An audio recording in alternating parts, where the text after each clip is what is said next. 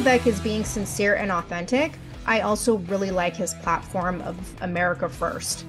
And I'd like him to address, BlackRock, State Street, and then the California Teachers Retirement Fund, all being these big investors in his company. I'm Stephanie Keith. And I am Tara Manjekovic. And we are Unapologetically Outspoken. Okay, so we all know that I absolutely love Andy Frisella, right? And I listened to every episode of Real AF. And this past Friday, he did a really interesting interview with Vivek Ramaswamy. And as Andy always says, don't be a hoe, share the show. So if you want to check out the episode, it's episode 568, and the title is America First featuring Vivek Ramaswamy. So that is my shout out to the Andy Frisella show. It's a pretty long episode. It's over an hour and a half, but honestly, I thought it was a great episode and I learned a lot. And one of the things that I love about Andy Frisella is that he holds nothing back. And he asked Vivek some of the hard questions. He brought up concerns that a lot of people have. And Vivek was completely open to talking about pretty much anything. He didn't back down from any topic, and he didn't give, a fucking political word salad response. And his answers were fairly straightforward and honest. And Stephanie, we've talked about this before, that I do kind of like a lot of what he's been saying so far, but I'm also on the fence about whether or not I believe he's sincere, because, you see all these posts on social media about how he's a plant and he's affiliated with George Soros. And after listening to this interview, I did get the impression that he does sincerely care about fixing the shit that's wrong in our country and putting America first. And if he's being honest about his intentions, then I do have a lot of respect for him and what he's trying to do. And one of the things that Andy brought up was how people are very skeptical of Vivek, and they're calling him the Republican Obama, and how he seemed to just kind of appear on the scene out of nowhere. He has no proven track record in politics. And, people have the idea that he might end up being a Trojan horse if he wins this election, kind of like how Obama made all these fucking promises that he never fulfilled and did the exact opposite. But I did feel like Vivek's responses were pretty real. And he basically said he was fine with being compared to Obama because he's leaning into using the gifts that he's been given with being a charismatic speaker. And he's going to use that to stand for a vision that contributes to reviving truth in our country instead of making empty promises. And he said people should be skeptical of him, and they should be skeptical of every candidate in the race. And at the end of the day, everyone's going to have to make a judgment call on who they think is best.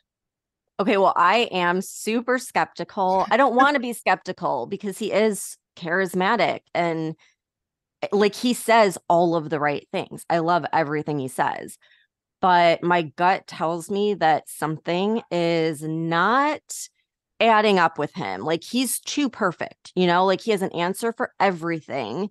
And he doesn't have any noticeable flaws. You know what I mean? It's he's too perfect. And what makes me super skeptical is that he says a lot of the same stuff that Trump says.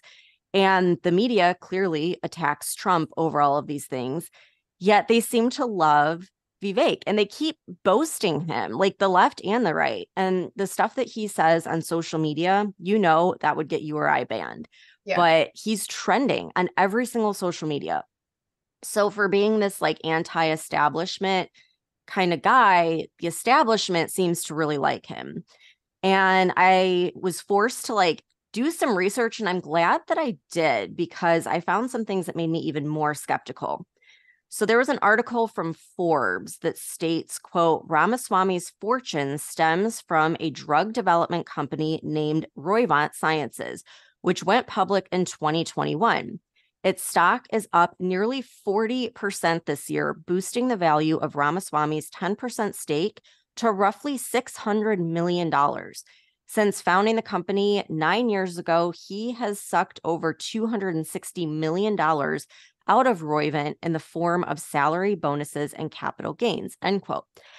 So Tara, first thing that stood out is that I think it's weird that his stock just happened to go public and boost his net worth by $600 million right before he announces that he's going to run for the presidency.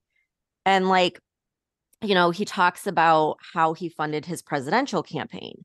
Well, there was a Newsweek article that points out that he funded it through the sale of over $32 million in Roivant stock in February of this year. And that same Newsweek article says, quote, I don't even know if I'm saying that right. Roivant's finances were abysmal under Ramaswamy's watch. During his tenure in 2019, the company's net operating loss exceeded $530 million. By 2020, the losses had doubled to over $1 billion, accompanied by a 65% decline in revenue, end quote. So, of course, I look up the stock and no surprise, BlackRock and State Street are in the top 10 investors. Yep. And Roivant's claim to fame is this Alzheimer's drug that I guess has failed clinical trials and never went to market. So how the hell do you have hundreds of millions of investor dollars in a rising stock price that coincidentally rises right before you run for president? And now, I know he's a businessman and he's motivated by money, and like he can't control who invests once the company goes public. And like, to be fair, BlackRock and State Street are invested in just about every public company, it seems like. I mean, we've looked this up time and time again. So it could be a coincidence, but you know how I feel about coincidences.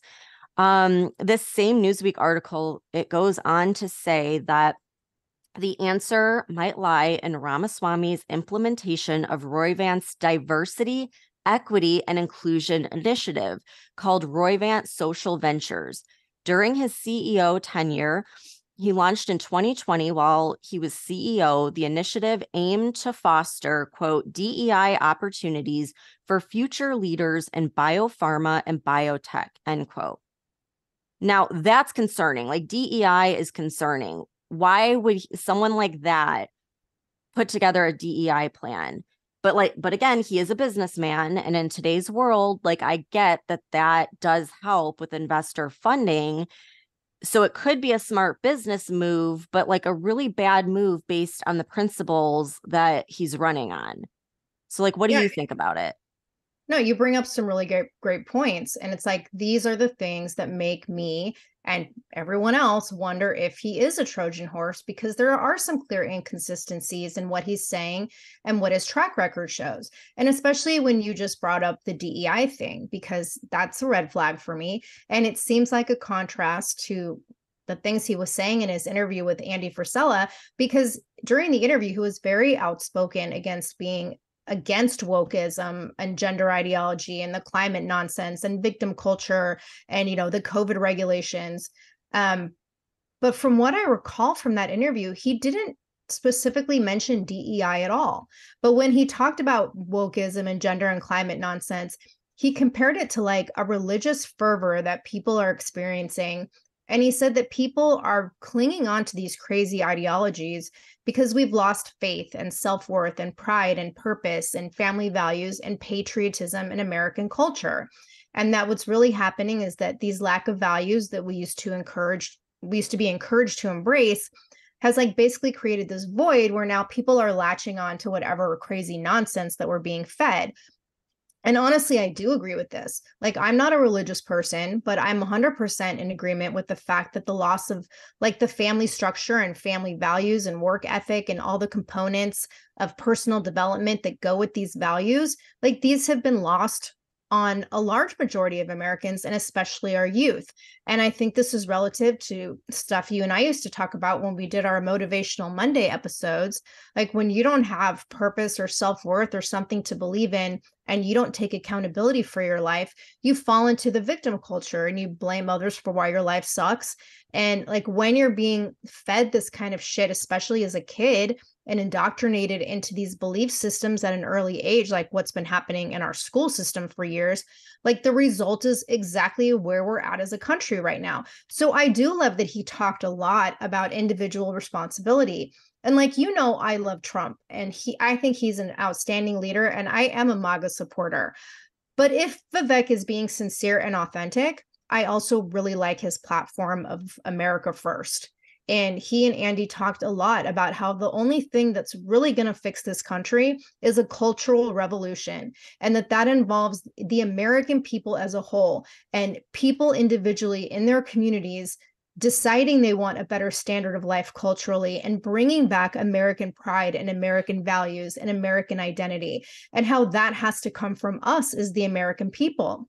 And I like that Vivek said he views the role of being the president of the United States and leading the country as the purpose of that role. Part of it is to revive our national character and basically just be a vehicle for delivering that vision of national identity and what it means to be an American. But he was also very clear that the American people have to do their part as well. And this is something else I totally agree with, because it is not the president's job to save us or to fix everything. Like, people need to individually be responsible for ourselves.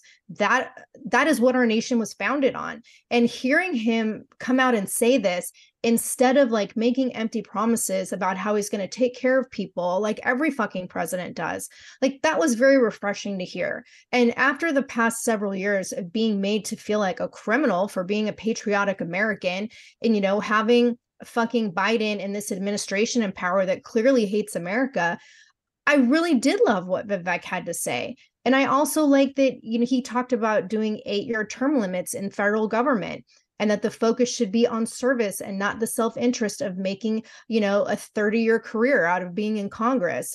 And he applied that to himself as well. And he said his goal was to come in for 8 years, revive the country, and then pass the torch on to someone else. And I really like that. Yeah, I mean, there's, like I said, I love everything he says. One of the things that really stood out to me was when he was talking about abolishing the teachers union and reforming the Department of Education. And basically what he was saying is he broke it down into how much money they get. And he's like, with that, every parent would have a significant amount of funding that they could then use to make the decision of where they want to send their child. So then instead of a government run program, it's kind of letting the market, you know, do the work, which is kind of like what we have here in Florida with school choice. Like, you have to perform well as a school or people aren't going to choose that school and you're not going to get the funding. So I think it's a great idea. I don't trust the Board of Education at all, since they were the ones calling the shots during these COVID lockdowns. And now they're going along with all this insanity about gender affirming kids without their parents' knowledge and the whole grooming thing. But again, guess who is an investor in Roivant, the California teachers' retirement system? So I'm like, is that a coincidence again? Or is he using this money to fund his campaign? Because this, like, all these investors caused his personal net worth to skyrocket. Good questions. And I honestly don't know much about his company, but, you know, that does make me concerned. And the thing I find confusing is that he was also very straightforward in this interview with Andy about how he's not trying to play a game of winning strategy in this election.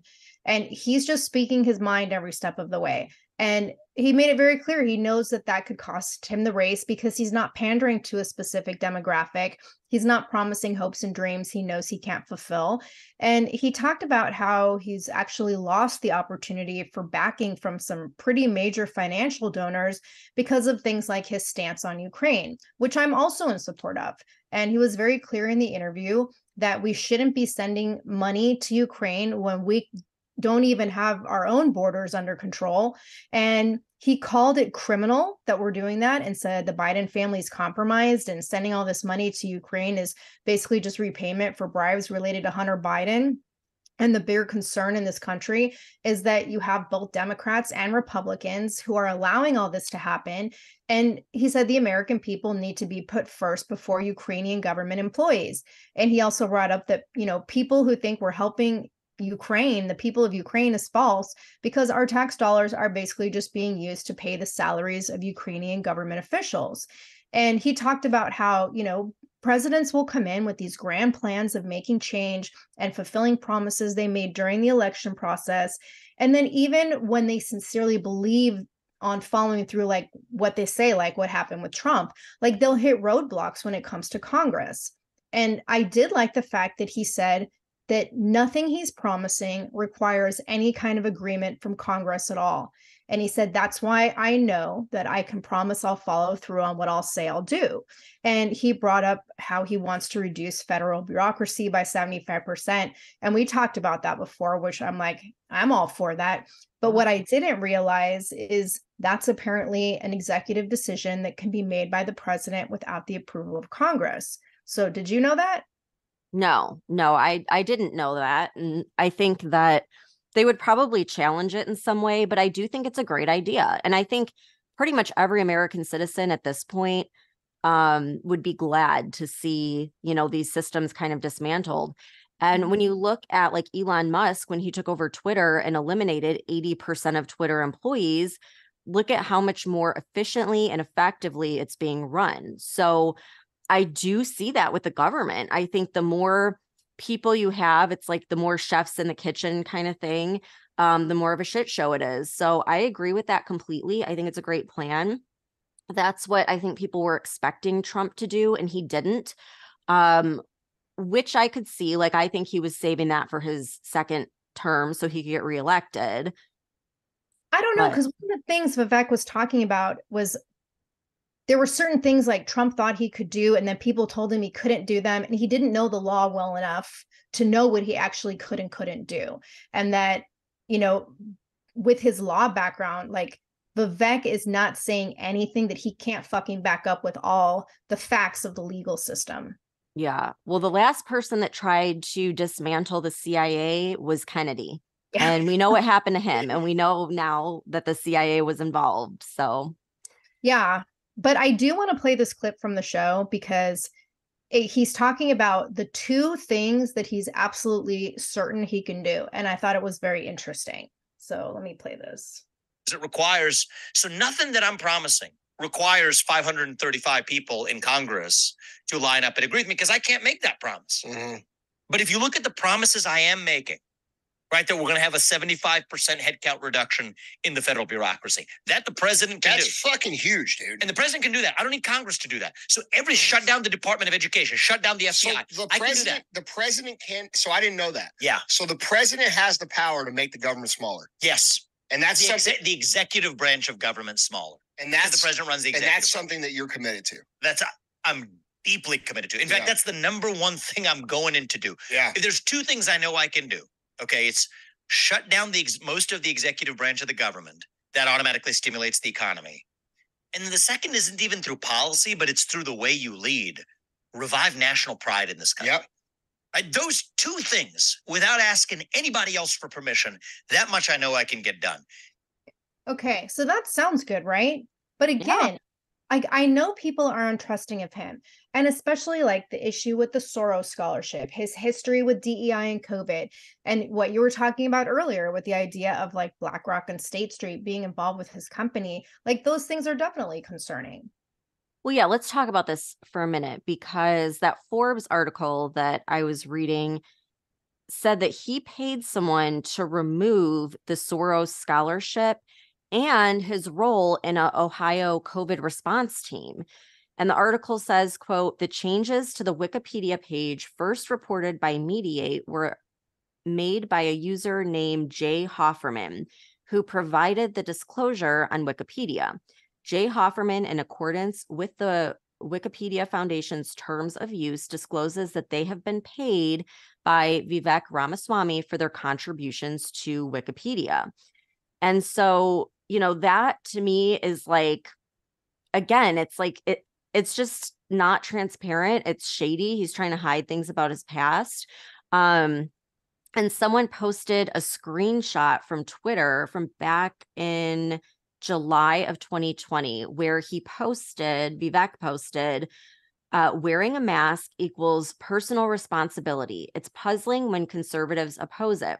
But before deriding them, remember this: CDC and WHO discouraged wearing masks in March, a noble lie to save masks for healthcare workers. Institutional lying erodes public trust in science. So, that would make sense, like that kind of rhetoric if you're on a COVID response team. But with that being said, like with COVID, I really try not to judge anyone for being that way back in 2020, because we just didn't know what we were dealing with at that time. But in 2023, when you have all the information that we do and all of the things that have come out, if people are still for mask mandates at this point, then I would be judgmental of them. But it sounds like he's against it now. He's against the lockdowns as well. So I'll give him credit for that. But I do think it's a little shady that he's having his Wikipedia page scrubbed clean. Yeah, the only thing they really talked about pertaining to any of this was he did say how Fauci should be criminally investigated, and if the investigation proves that he was liable, that he should be held criminally accountable for causing millions of Americans to die. But he also said that this should be done according to the rule of law, and he talked a lot about how the law has to be equally applied to everyone. I don't know. I think, you know, the platform that he's running, it's like he's this guy that's like against the establishment, against all of this stuff. But then more and more keeps coming out. It's like he has ties to DEI, COVID response teams, Soros, the World Economic Forum. Like, that's a lot of coincidences. And about the whole World Economic Forum thing, you know, he was selected as this young global leader. And his story is that he sued the World Economic Forum to have his name scrubbed from the list. And he won. I mean, a guy going up against the World Economic Forum wins the lawsuit. Kind of weird there. But there is this picture that's circulating on social media showing him standing alongside the other young global leaders at the World Economic Forum with a big smile on his face. So my question is, did he sue them before or after he took that photo? Like, what is the real story here? Yeah. And you know who else was a young global leader of the World Economic Forum? Justin Trudeau of Canada and Merkel in Germany. So I don't know, Tara, like, I feel like I could get past the Soros scholarship thing and maybe the World Economic Forum thing, but the DEI and the COVID response team, like, it just seems like there's a lot to get over. What are your thoughts? Yeah. You know, they didn't specifically talk about the World Economic Forum or DEI, but the World Economic Forum did come up at a couple points in the conversation. And Vivek seemed pretty outspoken about being against their agenda. And I do want to play this clip about the Soros scholarship because Andy was like very point blank asking him, you need to explain this because a lot of people are wondering what's going on here. So this, I want to play part of his response. This clip is a bit long, but it's pretty interesting and it encompasses like a lot of what we've just been talking about. I think this goes back to the Obama, the shit we talked about earlier. Yeah. I think people are afraid that you're going to get in there and then kind of change tune. You know what I'm saying? Yeah. And I think people are so for me, it is so. I mean, like my first reaction is to like laugh. Hold on 1 second. They're so sensitive. But I get it. Yeah, they're so sensitive because, dude, we've all witnessed what these people have done. Totally. And and it's not going under the radar anymore. Like, people are now like, okay, anything World Economic Forum, no. Yes, anything that's correct. Soros, no. Alex Soros, no. George Soros, fucking Soros, no. No Soros. Like that's where people are at. And that's where people should be at right now. So I'm trying to. So I think the reason I'm asking these questions is because I want to get So Donald Trump, shortly before running for office, took a $160 million loan from George Soros. Mm-hmm. Should that be disqualifying of Donald Trump? My opinion on that, no.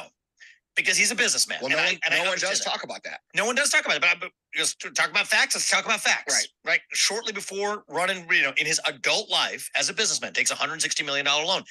Do I hold that against him? No. Do I think the people should hold that against him? No. Because it's guided by what he's going to do. If that came with strings attached to say what you must do in government, different story. But we know it doesn't. Mm-hmm. Ron DeSantis, even, George Soros has been praising Ron DeSantis during this race, saying he wants him to win this primary. Hosted at an investment partner of George Soros this June, hosted a fundraiser for Ron DeSantis. Is that a problem? I don't have all the answers to say whether that is or is not a problem. I haven't been hitting him over it, but I don't have the facts to say that's a problem. People should decide. I've been very transparent about it. There is a generic scholarship funded by a relative of George Soros who is long dead in 2010. It's his brother, right? Yeah, it's his brother who made his money independently. Mm-hmm. And so if you're 24, you're like, oh, by the way, Did I know about George Soros's liberal agendas back then? No. In fact, when did George Soros start funding these soft on crime prosecutors? 2016. So in 24, at the age of 24, if you're in 2010, saying that, hey, there's an opportunity for me to win $50,000. And actually, I haven't told this story before. Literally, here's how I heard about it. There were a bunch of people in law school that first year, 1L fall, talking about it. They're like, oh my God, the deadline's Monday for the scholarship. I'm like, oh, what's that? Like, there's a scholarship. You can win $50,000. I said, oh, that's cool. The deadline was on Monday. I heard about it on Friday. These people have been preparing for weeks. I said, how long does it take to fill out? They're like, oh, there's this application. I said, I'll do it on that Sunday. Did it, turned it in, win the scholarship for $50,000 at the age of 24? Yeah, you take it. Like, that's the answer. And so, like I said, people, my job is to tell you who I am and what I stand for. We have a country to save. And so if that is really going to hold you up, like on that set of facts, when we got it, we have a serious job to do. Pick who's going to lead this country next. It probably would also have hold you up from picking Donald Trump for taking $160 million loan from George. It's interesting. Probably hold you up from Ron DeSantis. But it's facts. I've seen it, but I was never able to verify it. It's interesting. Yeah, it's facts. It's interesting that no one talks about that. But my point is have all the facts and then make a decision. Yeah. And I think it's a fair answer. Yeah. Okay. So there was like a lot in there, right? But yeah, everything he was saying was facts. And so people aren't talking about that with Trump. People aren't talking about that with DeSantis, but everyone's criticizing and picking at Vivek. Right. And $50,000. I mean, that's not going to buy someone, right? No, like a 24-year-old. Yeah. In 2010, like if this happened 2 years ago, okay. But I mean, you're a 24-year-old college student applying for a scholarship. At that point, he's correct. People like George Soros isn't the George Soros of today that we know is an evil motherfucker. Like, it's a different time. Like, how can you like fault him for that from something that happened over 10 years ago that had nothing to do with anything going on now? Right. Yeah, that I don't really see the Soros thing. I think for me, the biggest one would probably be like BlackRock and State Street investing major funds right before he runs for president in a company that was failing, that had lost $1 billion, that never produced the drug that they promised. That's what seems a little sketchy to me. You know, and again, like he says all the right things, but you know who that reminds me of is Obama. Right. And you know, he's a charismatic, likable guy, says everything right. I'm just worried that he won't follow through with what he says and then become a puppet to the establishment. And then the other thing that I can't really get past is the fact that all of this info is out there, but none of the mainstream media is calling him out. And, you know, normally they attack whoever's running as the Republican. Why aren't they talking about any of this stuff?